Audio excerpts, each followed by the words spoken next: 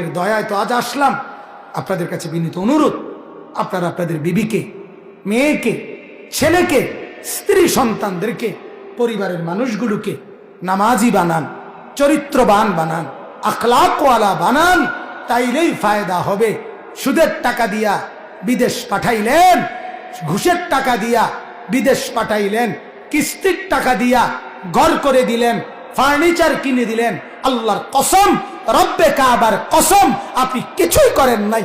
নিজের বরবাদিও আনলেন, সন্তানের বরবাদিও আনলেন,